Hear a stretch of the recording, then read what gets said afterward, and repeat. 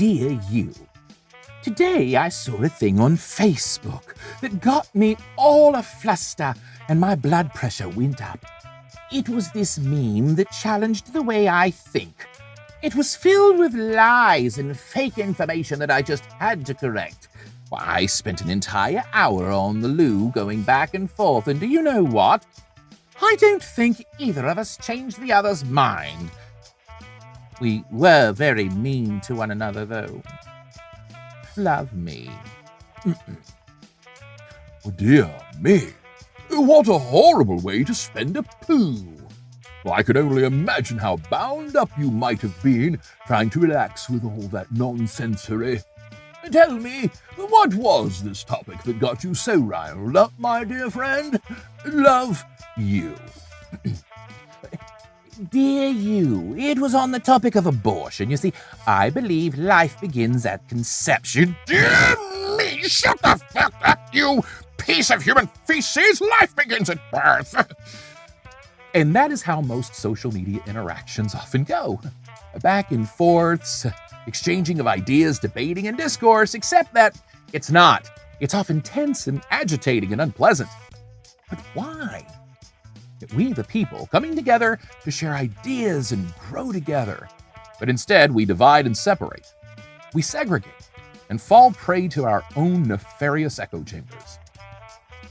We're herded into our pens like the sheep we are, with our bleeding hearts and bashing and berating anyone who dares challenge our superior logic. We get triggered, sensitive, over whatever given issue, then shouting "Snowflake" as loudly as anyone can hear. We've exchanged debate in America for discourse, in that all we do is disagree and shout without any order, organization, rules, or standards for that discussion. A debate. Even social media debates aren't debates, just more shouting and opinions. And how many of those are even well-researched opinions? You know, how many of those opinions consider other perspectives? In this episode, Pen Pals, we're discussing how we're all herded into our ideological sheep pens, which risk becoming echo chambers if we aren't careful. From the MAGA cult to the cultism behind Vote Blue No Matter Who, and the rest of, well, most of America who doesn't play those silly little games. The next few episodes, well, they're all about the issues that we argue over, why we argue over them, and the moral dilemmas we face as a result. Coming up in the next series, Selling Our Souls, we'll discuss some of the origins of some of today's biggest social issues, the ones that divide us most. We'll go even deeper on what taking these hard stances means for our eternal peace. But in this episode, this is the beginning of why we tend to fall on one side or the other. Spoilers. It's cultism. Either way, friends or foes, most of us are just sheep, being herded around from pen to pen until we've been sheared till we can't be sheared no more. I mean, I say if we're stuck in these pens, we might as well be pals, right? Why can't we all just get along? And welcome to the podcast.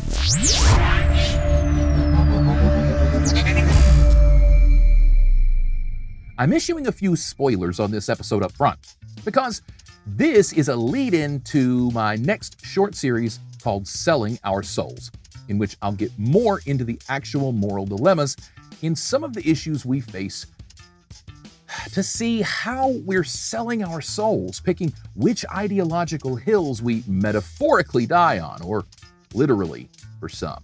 Or even worse yet, the hills some are willing to kill over.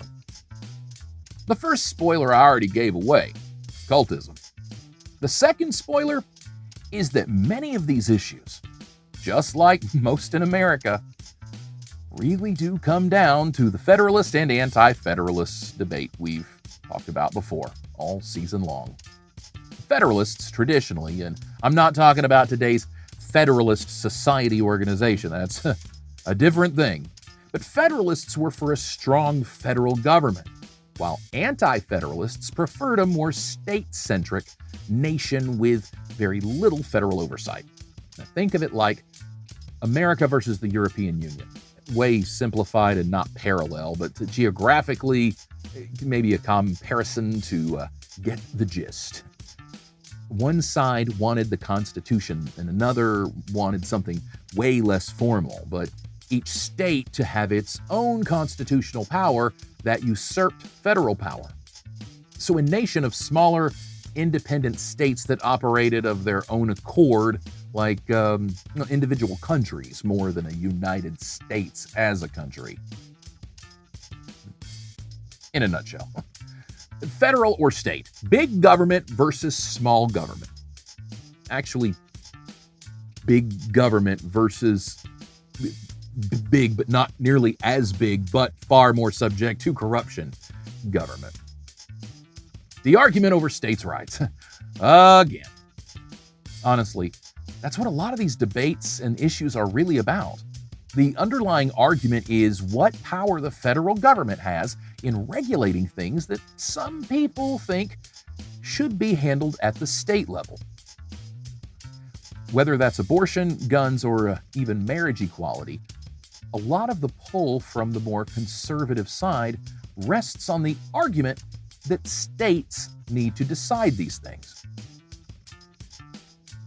Now imagine that, if you will. Abortion we talk about a lot as far as being forced to travel to another state if you need one. Guns too. Look at Chicago's gun violence we hear so much about from the what about right. And look at that state's gun laws compared to where a lot of those guns used in violent crimes come from. It's an argument against states' autonomy in this regard because it showcases just how weak the state-level government is. If you can't control one of your citizens from going somewhere else to do the thing that's illegal in your state, what are you really even doing? I know, this sounds like an argument or endorsement for anarchy. If criminals are just going to break the law, why even have laws? No. I'm not saying that. I'm saying when something is illegal in one state and legal in another, it deserves a federal look to make sure that the state allowing the thing is doing so in the people's best interests and/or that the state banning the thing isn't doing so unconstitutionally. Cannabis, for example, right? Having something illegal on one side of a border and then legal 5 minutes away on another side of an imaginary line makes that crime arbitrary and meaningless. What's the difference between California and Tennessee? A chasm, obviously. But as states in this union are concerned, shouldn't the two states be legislatively equal? Yet the laws can vary from state to state. They can be drastically different. Now, I'm not talking speed limits, outside advertising regulations, littering ordinances. No. I'm talking about laws that affect each and every American. Laws that make it so that living in a different state or just visiting on vacation can have some dire consequences if you're the wrong person in the wrong state at the wrong time in the wrong conditions. This doesn't make for a very United States, now does it? So, cannabis isn't bad, just illegal in unevolved states that have really bad education and infrastructure. It isn't wrong, just illegal in less civilized states. Abortion isn't wrong or bad, or even illegal. It's just made illegal in more Taliban states. You see, you could look at it from the other side of the coin there, but the rest of the industrialized world outside of the most extremist of nations don't. So let's not devolve America's overall ideology to that of actual terrorists and dictatorships. Close to 80% of this country supports Roe v. Wade and women's health care rights. So I refuse to pretend like the uneducated cult of vocal minority, no matter how violent and unhinged, are a legitimate voice in this debate.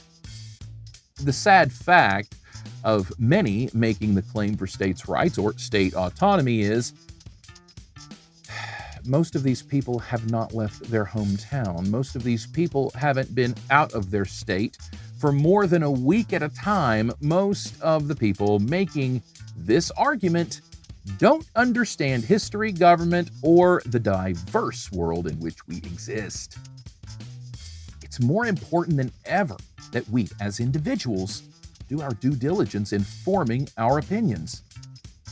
Because while cannabis, abortion, or even guns make very little sense regulating by state, when we talk about crossing borders to do the thing, let's imagine marriage equality. Imagine if states just got to decide which marriages they wanted to recognize. Imagine coming to Tennessee, where this dystopian reality is a real possibility, and vacationing in the Great Smoky Mountains. Now, while Dolly might recognize your same-sex marriage, Tennessee might not. Hell, by the time the SCOTUS is done, Tennessee might not even recognize your interracial marriage. Federal laws and regulations on things that affect everyone make sense, of course, if the federal government aligns with your given beliefs, right? It's all fun and games if sensible legislators are running things, but if evangelical nationalists are in power, turning this into a autocratic, theocratic Fourth Reich, maybe we'll be singing a different tune. That is why it's vital that we, the people, keep our senses and educate ourselves on these issues that seem to always divide us. Coming up in the next episodes, I'll talk about some of the history behind the issues, the moral dilemmas behind these issues, and how taking such vehement stances on issues could wager more than we've got to lose. Individual freedoms, liberty. When we think about how our society has existed for so long, have these ever been American values, land of the free, home of the brave, but we stole the land from the brave and then only declared freedom for some? This country has always been about privilege and class before race. Now, that may sound offensive to those of us who recognize that this country was built on greed and slavery, but let me explain. It wasn't about race as much in the beginning because, well, the earliest settlers of this great land barely recognized some people as the human race. So while it may very well have been about race, classism is at the core of this country's genesis. This is a fear of government interference rooting back hundreds of years that's been passed down generational trauma. A trauma folks get taught by parents and grandparents, these ideals of don't trust the government. This trauma gets reinforced over and over with every lie to the people, with every scandal, with every eminent domain, tax, draft, war, border law, cover-up, all of it. We are indoctrinated with these ideas of what is and isn't, and then sent down this rabbit hole of confirmation bias, often without the critical thinking skills necessary to take those steps back and see more perspectives in the bigger picture. Not educated in the ways we need to master objectivity and pragmatism. Now, how hard is it to change that kind of idea, one that is so ingrained into someone's very being that it's rooted deeply around their heroism and idolism of their ancestors and close family, their kin, their clan? So besides the fear of the federal government infringing on the people's freedoms, let's talk about the personal responsibility of freedom.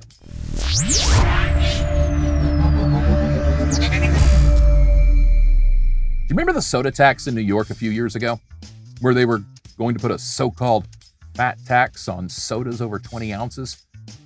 Basically, because of America's obesity issue, diabetes issue, heart disease issue, and every other health ailment you can name, no one needs a 32-ounce carbonated sugary beverage. No one needs a 44-ounce soda, even if it's diet. This is an overindulgence that's costing everyone. As our population expands, waistlines, and industry struggle. Airplane seats, stadium seats, cars, trains, and buses, they're all made for, they're made for people who aren't the slightest bit overweight. They don't make these things for normal-sized people or big people because then there are fewer seats, and fewer seats means less money. Now, that's just part of the external reasoning. Despite the fact most of these seats are snug for what is considered average today, But then you've got the individual and what that kind of dietary abuse does to their kidneys, digestive system, teeth. Have you ever poured soda on concrete? You drink that. New York apparently recognized this and decided to do something about it. When the people selling the soda don't have any rules about how much soda they can sell a person at one time, and when people don't have rules about how much soda they allow themselves to drink at one time, then I guess the choice is just to sit back and watch people drive around in their mobilized scooters with a scuba tank of Dr. Pepper on the back and sucking it through the mask. What? What do? We watch people get unhealthier and unhealthier as the soda companies get richer and richer. They advertise more and more, and more people drink more and more soda. And you get it. So the government steps in and people lose their minds, like toddlers being told it's time for bed. But here's the thing about rights. They are privileges. If you don't regulate yourself, someone else will regulate you. If we self-regulated, the government wouldn't regulate us. If we, the people, did the things that were right, we wouldn't need regulation. If we didn't guzzle down gallons of corrosive poison in a day, well then, it's like children. Regulations, rules, they exist to keep us from doing the things we shouldn't do, plain and simple. Look, someone did a thing, and we learned a lesson and made a rule about it. Or someone saw the thing happening before it even happened. Foresight. They made a rule to prevent it. Look, nobody has to fall over the edge of a cliff for somebody to put up a sign that says, "Don't cross this line." Even if your rule can't prevent the bad thing, it can make it harder to do the things that are dangerous, disastrous, or worse. Like gun control. Now, I'm sort of extreme by American standards on this issue because I look at the cost of life versus the cost of misunderstood freedom, rights, as misinterpreted as those can be. However, my own personal feelings and understanding of historical documents aside, let's discuss why we have the debate on guns. It's because we can't rely on the people to do the right thing. That's why we need regulations, restrictions, etc. If everyone did the right thing, we wouldn't have a problem, right? And if people fixed their own problems, well, government wouldn't need to step in at all. Right? Just like with guns. But the thing with guns specifically is this. That's an area where self-regulation is limited, and the danger of someone not self-regulating can be catastrophic. In that, without rules and regulations, one guy with a gun devolves to a cowboy state really quick. One where people just walk around with irons strapped to their hip, waiting for a black guy. Waiting for the bad guy in the black hat to give them any reason to get away with murder. That may not be you, Mr. Responsible Gun Owner, but you know as well as I do, we both know people like that. We all know people who, after a mass shooting, their first reaction is to bloviate about their guns, their rights, and how you aren't going to take them. And if you try, ... Now finish that choose your own adventure, will you? If you try, then what? Finish the sentence, Duck Dynasty. If I try to take your guns, you will what? We don't really stop to consider what that last part really means, do we? By God, if somebody comes into my yard, I'll... What? Really? What were you about to say, Grandpa? And we must regulate for people like that. Regulating for the people who are doing things right only partially makes sense. And it doesn't protect those who need protecting from those who won't do the right thing. Still, the issue of personal responsibility for your freedoms and rights gets many feathers ruffled. Because it's an idea that can be interpreted as somehow taking away people's freedom, even if that freedom is dangerous as hell to others and not handled in a responsible way by the individual. So, state autonomy, federal overreach, and then personal responsibility. These are some factors that touch almost every issue I'm going to discuss coming up in this and upcoming episodes. Another factor in each issue is cultism. Why do we pick sides at all? And the bigger question, why do we pick the sides we pick?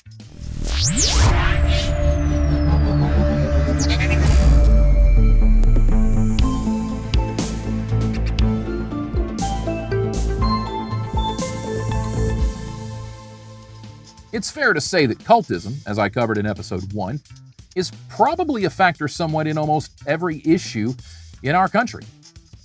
Certainly, with abortion or women's health care rights, most of the opposition is rooted in religious cultism. For guns, defense budgets, things of that nature like military or police issues, it's a patriotic cultism. Immigration, it's more like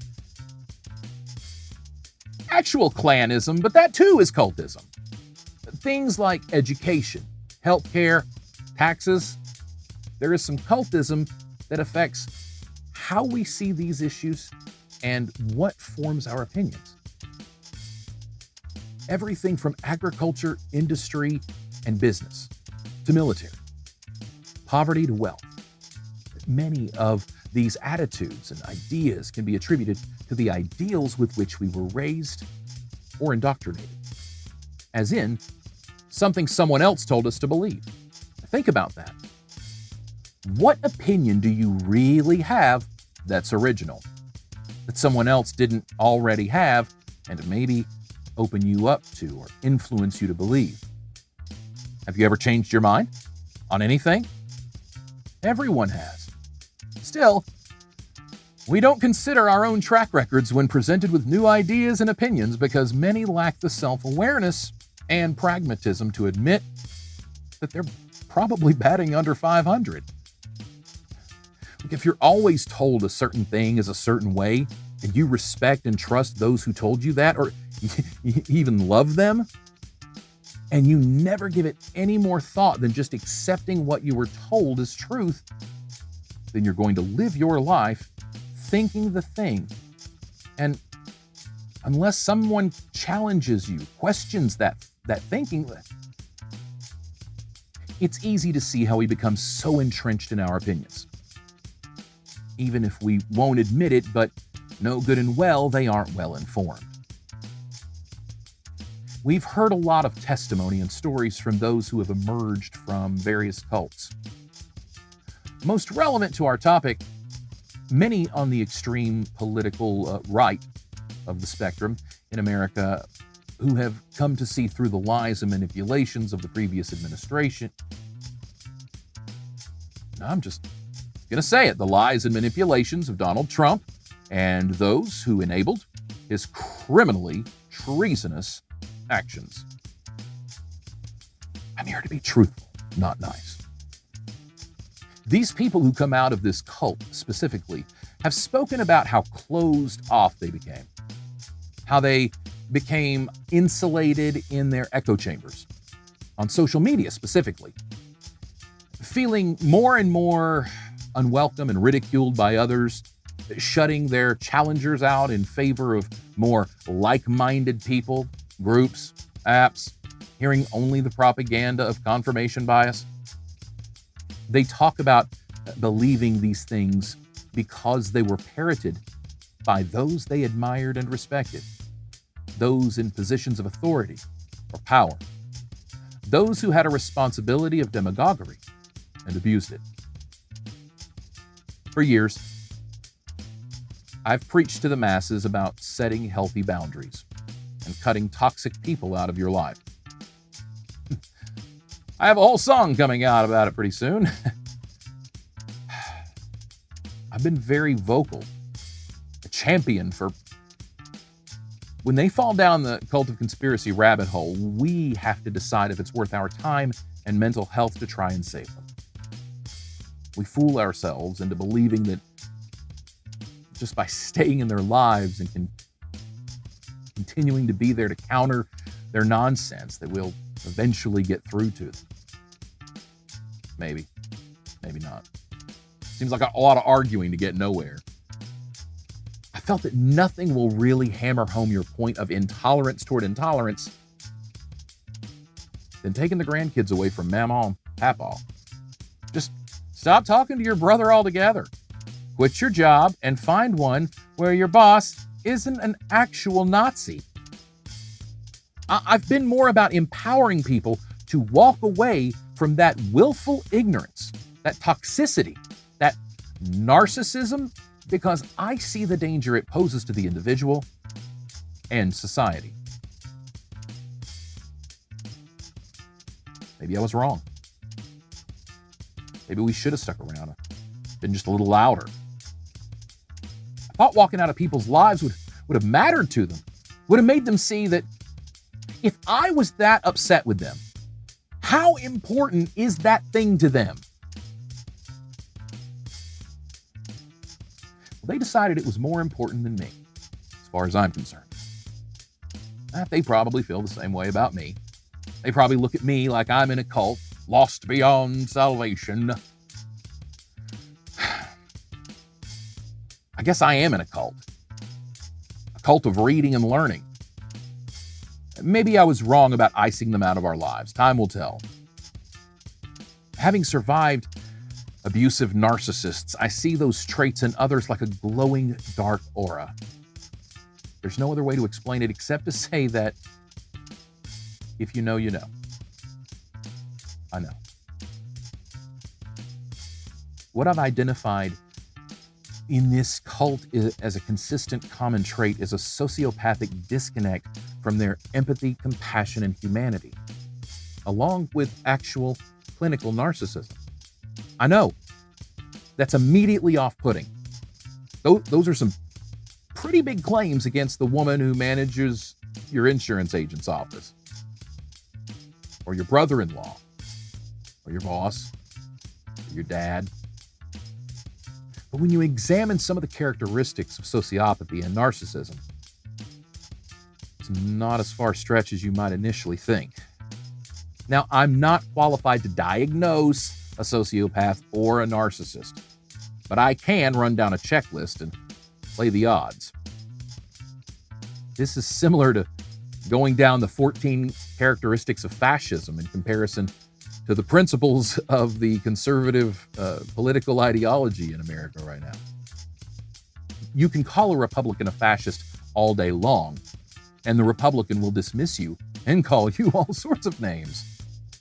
But when you try and break it down one by one, what makes fascism fascism, and it clearly lines up perfectly, many still won't see it or admit it. It's like a checklist, and it isn't one of those where you have to be a match to all to be a fascist, right? Matching any at all is problematic and should make any American pause and, well, overthink everything. How we become herded into these pens, or how we herd ourselves, is a lot due to where and how we were raised, sure. It's an easy assumption, but racism is immune to borders and environments and even cultures. Racism is present wherever there's oppression, fear, and hate. It isn't a white or even Caucasian trait. However, we are realizing more and more the disturbing prevalence of these ideas and ideals in many white people, not only in America, but around the world. Here, it gets very dicey. There are inner-city New Yorkers of Italian heritage and deep rural Southerners of Scottish, Irish, or English descent. There are families of Danish or German heritage in the Midwest, and even non-Caucasians who share some of these common ideals. But all these groups, they're very, very different culturally. Yet, there is some commonality among these diverse shades of piggy pink. These transcend all borders, all beliefs.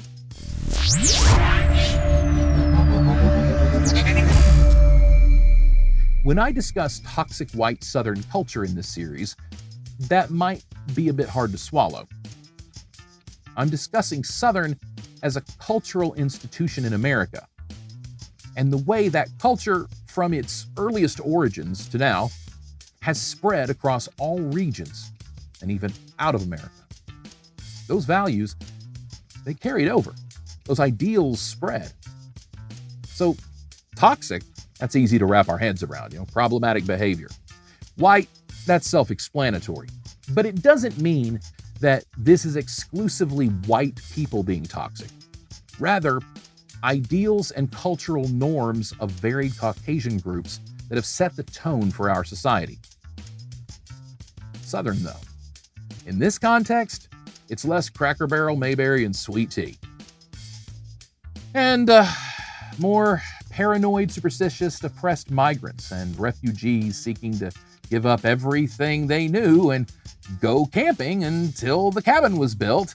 Months and months and thousands of choppy ocean miles away from the mean, bad people who told them how to live. It is this ideological cultism that led to the anti-federalist movement. A fear in giving too much of one's individual liberties and power away to a federal government. It's this ideological cultism that gave way to the Confederacy, a fear in giving too much of your state's individual liberties and power away to the federal government. It is the same ideological cultism that bowed to big business, corporatism, a fear that, without the safety net of the wealthy, holding us together with their benevolent investments, riches, and jobs, the government would have to step in with a welfare state, where we have to work for what others get for free. Then, it is this ideological cultism that devolved into the Dixiecrats, of fear in allowing the federal government to even exist at all for the sake of making the world look a little less like me.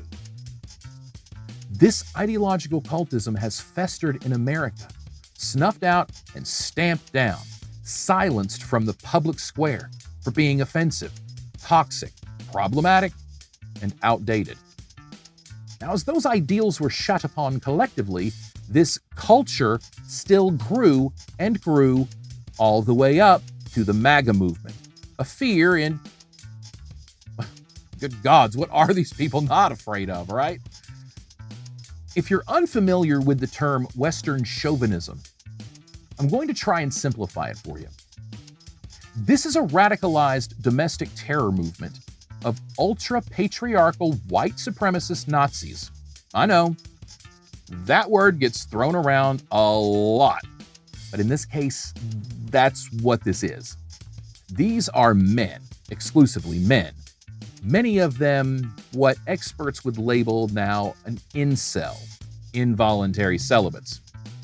In other words, men who probably don't have a lot of luck with the ladies, and they're really angry about everything. This too has become a cult.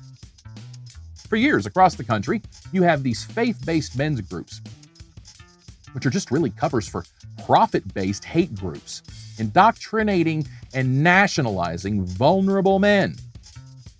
Some of these go the peaceful boat shoes and polos route. Others go full-on badass biker bar. Both are dangerous to our freedom and democracy. Both are armed to the hilt and ready to not only die for their freedoms, they're ready to kill us for their freedoms, and they're wholly convinced anyone on the left is out to get them. Sounds safe enough, right? Give them all guns, and more of them, bigger ones too, and more bullets. These groups who celebrate freedom like it's a god have one thing in common. They only want their freedoms, even at the expense of others. Again, this complete lack of compassion, empathy, and humanity, or the selective shutting off of those, and narcissism. This isn't an attack on faith, religion, or worship groups. This isn't a politically biased statement. Whatever my personal opinions on those matters may be, this is simply a statement on mental health. Because that's like the foundation for falling prey to the kinds of cultism that lead to full-on cults. These divides we see in our society today are coincidentally down political lines, in that we might assume that you're either a Republican or a Democrat, one or the other. Which sheep are you? Which pen are you herded into? That isn't necessarily the case.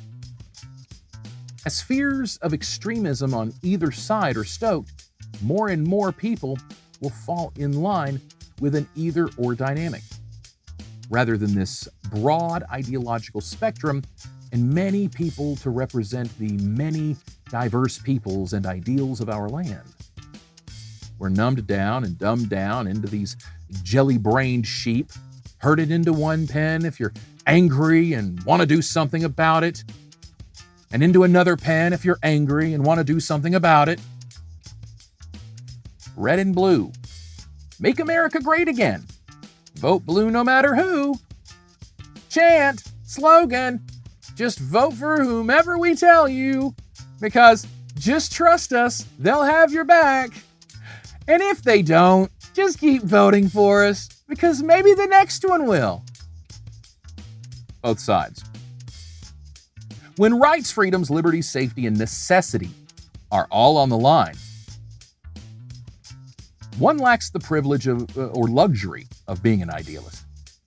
We don't get to consider innovative new ideas or ways of thinking because those are immediately shut down because we're fighting against this despicable enemy who will rip away our rights and our freedoms and establish this oppressive regime of intolerance to our ideals and ways of life. And don't we say this exact same thing about them? This isn't exactly geographical or stereotypical most of the time. However, there are some higher correlations with certain demographics and psychographics. But this is the finished product of decades of targeted brainwashing, conditioning, and indoctrination of the most gullible and intellectually vulnerable our society has to offer. That sounds mean, but I say it with a broken heart. It's predatory and wrong what elite, power-hungry, wealthy people have done to us all, some worse than others. Cultism, mental illness, narcissism, and sociopathy. These things, along with trauma, indoctrination, and a lot of misplaced rage, is a volatile chemistry set to hand a child, don't you think? I mean, let's just give kids meth gasoline and the nuclear football while we're at it. I mean, fuck it, you know what? I mean, we're already okay with the kids having vapes, right? We made that decision freedom. Even though that is going to be the next epidemic of the next 2 decades, From now, right, 2 decades from now, these kids grow up with toxic addiction issues, poor coping skills, and lung problems to boot, right? We allow it because we just have to have nicotine vapes. Those are allowed because we're perfectly fine with children using them. And we aren't willing to do anything about that. We all made that decision. And now, our government can't even step in to save us because, well, soda tax, remember? If people can't be trusted to do the right thing, and corporate America can't be trusted to do the right thing, then who will? But for whatever slippery slope reasoning, our society has somehow gone from one that appreciated the idea that everyone should have the freedom to choose the thing and should not have access to the thing infringed upon. But some people might not need to have access to the thing, so maybe we need some rules for a society who believes an unborn fetus deserves being assigned an AR at birth like it's a gender. Isn't it strange that the rationale is so flexible? Like, some want big government for this, but keep the government out of my business for this other thing over here.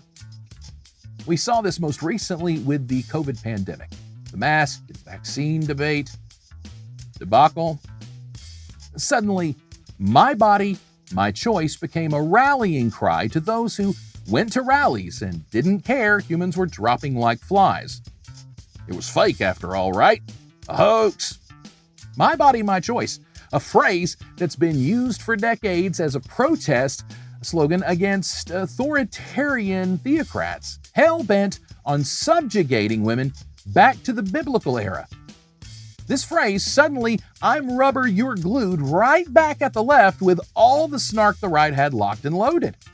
However, many were lacking the critical thinking skills to see the difference between individual family planning / personal health choices and a public health crisis where one's decision not to follow guidelines could infect others, shut down businesses, events, economies, entire seasons of sporting events, and kill people.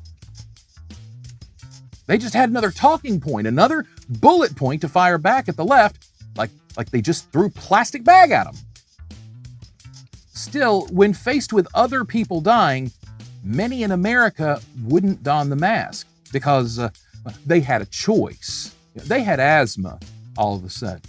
They had COPD just diagnosed. They were excuses and they were reasons, and then just flat out emboldened defiance. What kind of cult of selfishness are you in if your initial reaction to hearing people are getting sick and dying is, F them, I ain't wearing no mask, I can't breathe? Yeah. Some of us didn't really appreciate that excuse for infecting your community since they didn't listen when George Floyd said it. And here we are again, hurting into our pens like we do.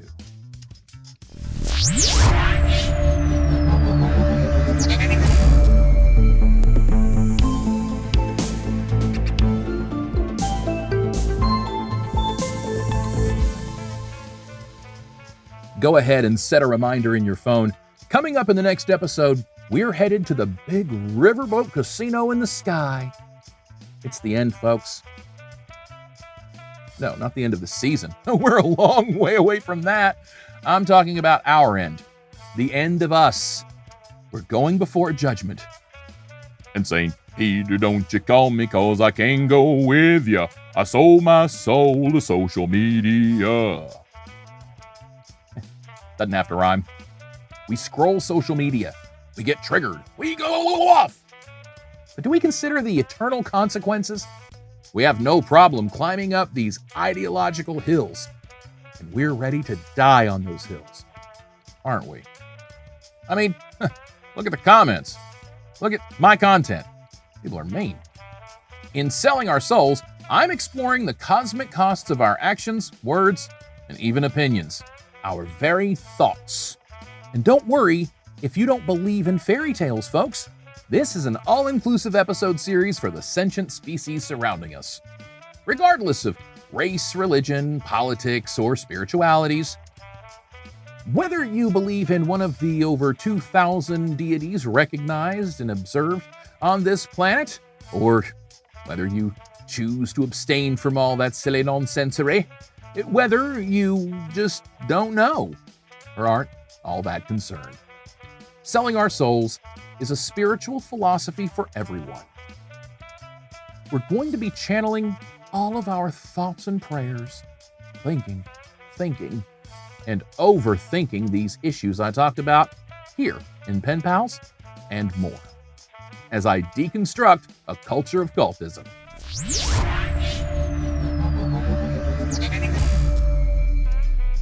Thanks for joining me. Check out some of my other videos on YouTube. I've got all my original music and a playlist for you. Follow me on TikTok, like, share, and subscribe. Do all the things I need you to do to help this channel grow. If you like this series, maybe consider a donation to Cash App or subscribe on Patreon. I'm Josh Brandon, and I'm overthinking everything.